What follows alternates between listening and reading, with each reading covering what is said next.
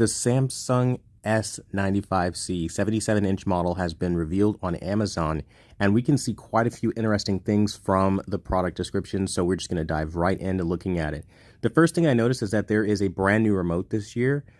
This is their TM2360, and it's the E at the end of it, obviously, because, I don't know, that's just how they notated. But the more important thing is, instead of it being, more rectangular, now it's more of a round shape on the corners, so not as nice as I would have liked it to be. Also, we don't have any kind of like aluminum or brushed metal. It also doesn't appear to offer any kind of illumination. Now, I personally think that's a missed opportunity for $4,400 plus tax, but we kind of expected as much. We already know, as far as the stand and the dimensions, we've already seen what the television itself looks like. And then we get into some more of the technology. Now, obviously this year we still have quantum dots. They are talking about making it brighter than it was last year. They are also talking about making this up to 20% more durable than it was last year, which is very interesting. But of course, that's a claim that they're making. We can only fact check this if somebody has, like, say, a Samsung S95B, and they can compare long-term with the S95C to see if it is actually 20% durable. But again, how you would derive those numbers of being 20% on something that's relatively new is, again, it's just marketing, in my opinion, at that point, because there's no way to really test it right now.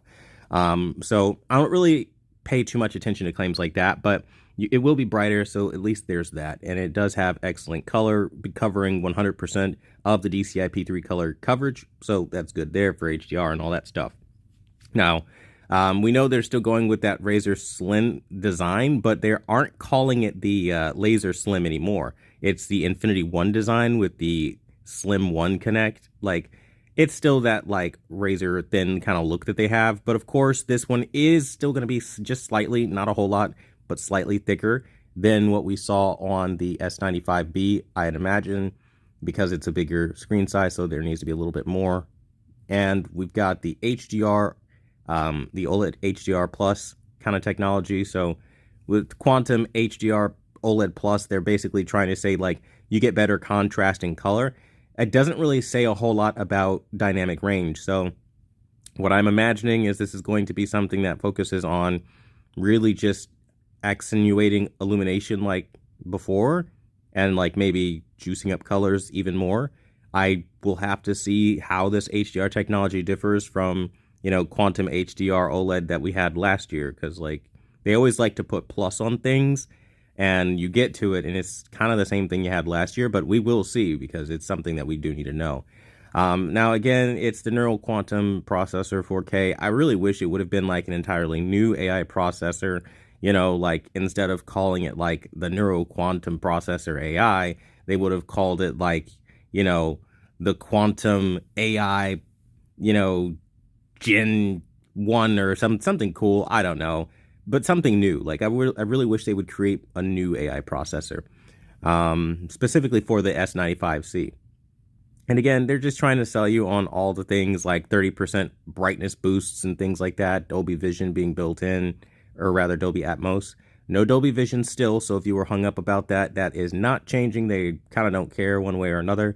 They're just trying to say, hey, buy our sound bar, and then you can get object tracking sound, built-in stuff like that, with your TV and our sound bar, or you can just use the TV and it'll have the object tracking sound, giving you like this whole 3D kind of feel.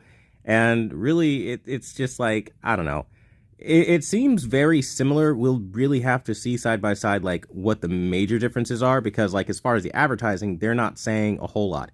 Now, what is good is this year on the advertising, they are advertising that you do have up to 144 hertz of refresh rates. So they are openly saying that, where on the S95B, they didn't actually say that. So again, all this stuff kind of just gone over from a spec perspective.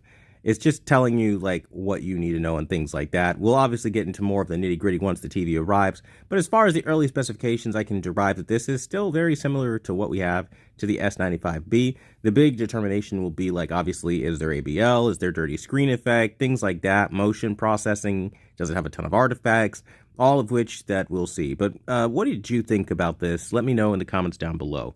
Thanks for watching the #1 brand in honesty, and until the next video, I'll see you guys later.